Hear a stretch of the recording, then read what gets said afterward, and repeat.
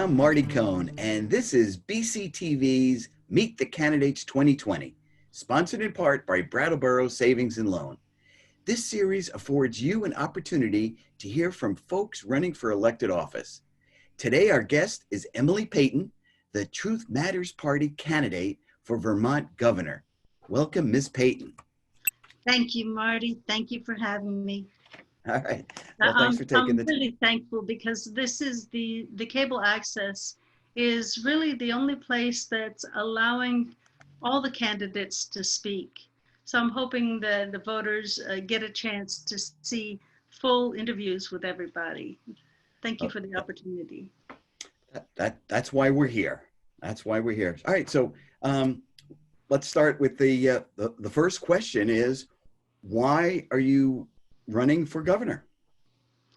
Well, specifically, I was going to bow out this second half after the first primaries, just because it's so much effort. And then I saw that on Zuckerman's card, he had a small saying at the end of it that said, "Science matters and vaccines work," which indicated to me that he wasn't going to stand up for vaccine choice.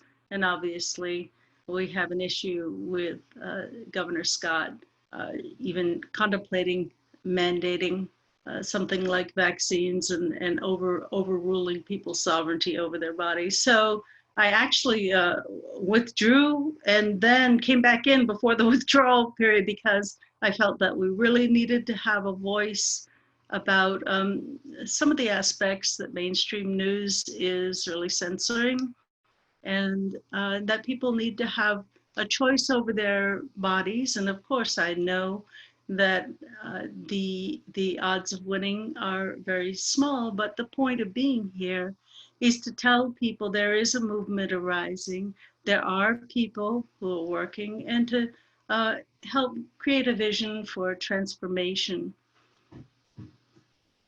All right, thank you. So what sets you apart from the other candidates running for governor? Well, as you know, many people may wonder, why does she keep doing this? I mean, why does she keep doing this? And I started in just after the 2008 financial crash, because I could see that people weren't educated about how the money system was working, and certainly didn't have the answers. So I came up with the very basic proposal about public banking, and explained as best I could to people on the trail and people in the legislature and so on about how our taxes would be lower, we'd have more money, or we probably wouldn't have lost a few. I think we're down to, I don't know, three statewide banks. I don't know. We've lost banks, but we wouldn't have if we had done a public bank. So that was my initial goal, was to educate, and I thought that if people knew in the legislature that it would happen. It was such a clearly obvious idea. It has served North Dakota so well. And I guess beyond that is a desire to live in a world where people can pursue their life purpose, to live among sovereign people who are not cowering under authority and onus compliance measures. I mean, I would like to live with people who are fulfilling their creative potential. So it seems so clear to me that everybody complains about what's going because the current system is corporate, and they have, look, they've given us climate change. They've known about that since, way back when. They've given us a totally unjust justice system, totally a lot of injustice there and harm that's done to people. A monetary system. Now we have a handful of people who, even as I speak, Gates is making $1 billion a week just by this pandemic, by frightening people into a pandemic. And it bothers me that people are bamboozled or don't know or can't see through it, and they don't see um, how much this handful of people can control everything we see and hear on the mainstream news, everything, and how much censorship is happening. So it's become, a little bit more and more. It worked on hemp. Now we have hemp. Educating people about that, and now we can have that. And so now I'm educating people to stand up for their sovereign rights, to read their constitution, start getting familiar with their rights are, and want to step into them. Right. So if you are elected governor of Vermont, what would be your top two priorities? Okay, my top priority is to start uh, connecting people around the state and to begin to organize in people's assemblies. To utilize Article 7, I'm going to let you guys look that up, of the Vermont Constitution, and begin to restore or return or invest political power in the people. So being able to help people learn how to work together, what the organizational structure is, so it's not too time consuming, so it's fruitful, and people feel empowered, so they can come up with decisions about what they need funded, what's working, what part of government is working for them. This is part of transforming governance. And if you think about it, instead of having a pyramid shaped government where orders come top down, we'd be moving to a gear system where everybody partakes in it. And that work will go on even past the election. We're organizing people's assemblies around the state right now. And as you know, Canada have you heard what's happening in Canada?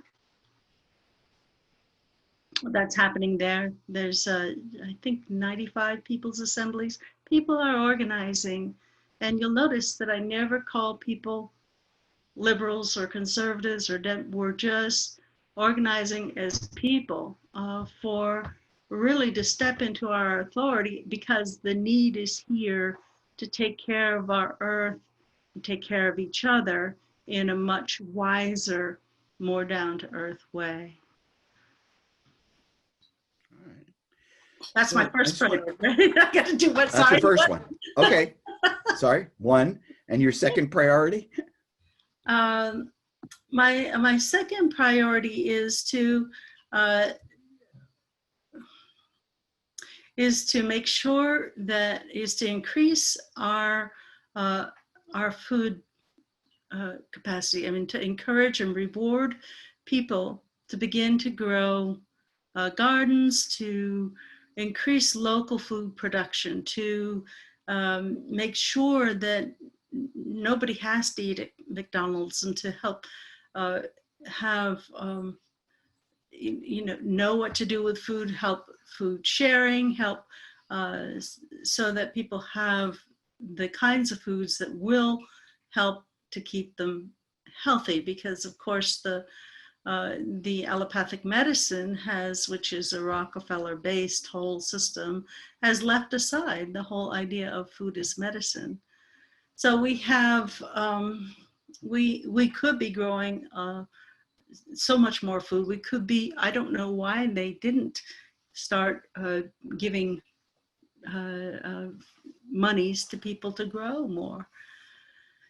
And speaking of growing more, I think this might be a good point to tell the listeners that I happen to have a flock of chickens, and one has recently decided to come in and sit in a little box in my office to give me her daily blue egg. So when she's done, she usually announces it, and it may very well happen at some time, so you won't be surprised. And then she trots right back out. So.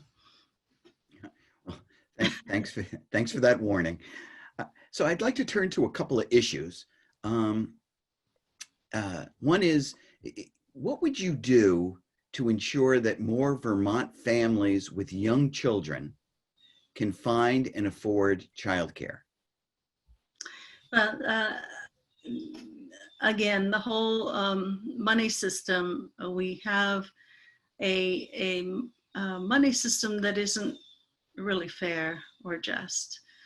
And there are 4 different ways, to my mind, that we can expand our money supply, which I would employ. But let's talk about childcare specifically, and let's talk about the schooling. So just know there's 4 different ways that I would expand the money supply so that we would have enough money for all the things we need to do. Besides, we can find the US dollars for, what do they need, 207 million for early childhood care. Well, because of the coronavirus, we're seeing a lot of issues with going to school. I was just talking with a mother in tears this morning whose daughter is having headaches going to school. And of course, everybody's paid their taxes for schooling, and many people are staying home. Well, it's only fair. Everybody has an internal sense of justice, except for perhaps maybe the government seems to be missing a little bit of that, but I won't say that, but I did say that. Anyway, that the money that they allot per student is like 18,000. If someone is homeschooling, that at least half of that allotment should be restored to them. And this is how it could work, so we wouldn't worry about it being abused. We could have a group of homeschoolers, like, maybe 5 families, 5 or 10 families, that appointed a treasurer. So for each child, half of the allotment, which would be about $9,000, would go into an account. The treasurer would keep an account and report back to the state.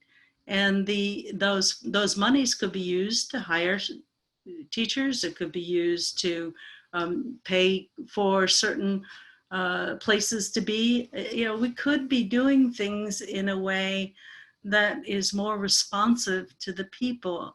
I get the feeling that people who get up in government, they just kind of want to position themselves to climb higher in the ladder, and they want to make sure that they will be favored by the big money instead of looking for solutions. And of course, that is also a feminine thing, to be resourceful and look for solutions. Okay. So on the other end of the age spectrum, recent reports indicate that seniors in Vermont face one of the highest rates of financial insecurity in the nation. Yes. So how would you make life for seniors more affordable? Well, it's more than more affordable, Martin. It's being within a caring and supportive all-age community. It's having never being discarded, like, oh, you're all used up, we're going to go put you in a home. So we're looking at a transformation of how we want to do society. That's where we're at as a planet. People are really yearning to experience a kinder, more compassionate relationship with others. So to that end, I've been working with a team of people to develop a template which could be employed in different ways, where we create villages, like little eco villages, where we have an alternative to college education, where young people who were getting into debt and weren't learning all the things they need to know about sustainability are actually building the houses and they are actually having hands-on learning about sustainability, permaculture. And in these places, there's room for seniors And there's also like a small, maybe a 20 family community. We have all kinds of places we can do this. So instead of just discarding seniors, we begin to think about carrying one another, because it's just horrendous idea to be alone, to not have enough money. And that goes against our very humanity, our very humane nature. And when Vermonters are ready to embrace the inhumanity of the corporate system, of taxes, of the money system, and are ready to say, well, yeah, it's true, we're going to need to do things differently. Then I have people that we can work with. And remember, we're all equals. We're not about being me having authority and governing over people. That whole paradigm has not worked for the planet or for each other. Okay, thank you. So here's so we're in the middle of the COVID-19 pandemic. Confident that we're one day going to emerge from it. So I'd be interested, what is your vision for Vermont in a post-COVID world? Okay, well, people are putting are not seeing the agenda. Just to get people up to speed, there's been a lawsuit filed in Pennsylvania in federal court against the governor that the lockdowns and mandates were unconstitutional, and they were successful. So that has been that's been shown in court. If you look at the emergency orders of this governor, he's not allowed to mandate the things he's mandated. He's not allowed to do anything inconsistent with the Constitution, which he clearly has. And I just came from People's Tribunal up in Montgomery, up at the top of the state over the weekend, where I got my food poisoning. Where we saw evidence that the Vermont Constitution has been improperly played with, and a certain phrase was taken out in 1913 and was put back in 1991 by the Douglas administration. Then it was left out again, and that particular certain phrase is very, very important. And then there's another suit going on in Illinois, which is a suit that really takes on the entire science of it, the entire testing, the entire, to prove what at least some of us have a sense of, that we're getting our chain yanked a bit. And it's important to prove these things in court. So the agenda piece that I think is really important to prevent here, which is why I'm in the race, is this idea that you can be forced to get a vaccination, or else you can't travel, you can't go in, you can't pursue happiness without the vaccines. And then the further element that in order to make sure that you have had a vaccine, they're going to have a biotracer that you scan on your wrist. This, we already need to walk back the kinds of intrusions on our Article 11, no, the search and seizures. It's Article, I don't know why the cats are playing it. The freedom from search and seizures, and that has been trespassed and violated. And people don't understand that our rights, our unalienable rights, unalienable rights, those rights aren't something that government gives us. they aren't something that we get as privileges. The founding fathers put these rights out because they recognized that these were by nature of us being sovereign individuals. And importantly, their big step was that the people have the right to issue the money that their capacities warrant. They get to decide what we, not as debt, just as money. If we need money, we circulate it. If there's deflation, we take some out. We don't have to go into debt. So as you know, historically, that's gone way awry. But also, as you know, in 9/11, the media were all pretty much organized, and if you have the type of attention to look deeper in it, you know that there's even bills that allow for CIA agents to be in positions of media. So the message that the mainstream news is giving us is very tailored.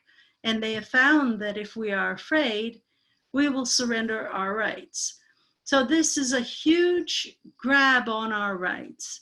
And if you think that, I mean, look at Bill Gates, who else? Soros, Amazon, Bezos. Can you picture those people wanting all of us to be free and healthy and well? To me, it makes clearer sense that they want to be able to control us. So it worries me that people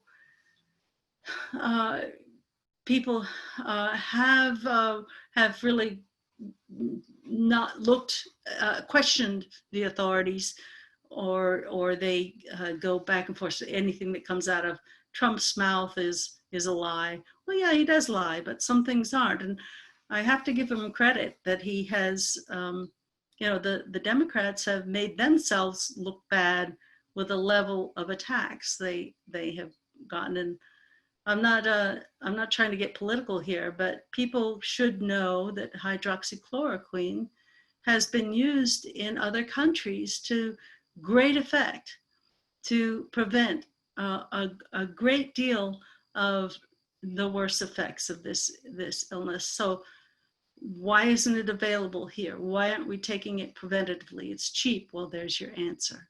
So this whole profit motive, we've got to decide as a people that there has to be moral profit, not profit that hurts others.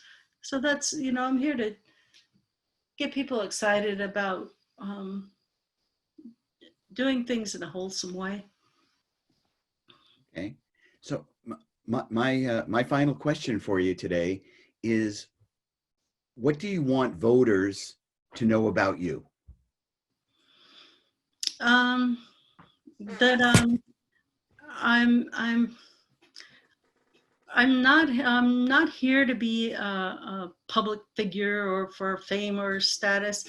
I'm here to help, to encourage you all to become sovereigns, to understand what that means. I mean, that's a big topic that we can't really get into here, but there's things to encourage you to join a people's assembly, to encourage you to learn about to look into the future, look down the road and see, where do you want to go? Do you want to be chipped, to have to do a chip every single time you go into a store? Do you want every single transaction to be digitized so that we have no freedom? I mean, I'm looking for the courageous Americans who say individual liberty leads to more peace. If our liberty is fulfilled and the ability to fulfill our purposes, we will have greater peace and stability. And it's time for the people to stop being victims of literal corporate structures in government who treat us like literally chattel, and begin to find their role. And I'm here to be the one to say, now's the time to do it. And here are the structures, here are the people that you can work with. Emily Payton, the Truth Matters Party candidate for Vermont governor. Thanks for being on the show. Thank you, Marty, and I'm glad that Heather didn't lay her egg in the middle of it. It can get really loud. Thank you, everybody. You can learn more about the campaign by going to the website emilypayton.com. emilypayton.com, that's the campaign website. The general election is Tuesday, November 3rd. Remember, you can vote early in person. You can vote absentee by mail. You could vote absentee hand delivered, or any way that works for you. Please vote. Please vote. Thanks for watching Meet the Candidates 2020, sponsored in part by Brattleboro Savings and Loan. I'm Marty Cohn. Stay healthy.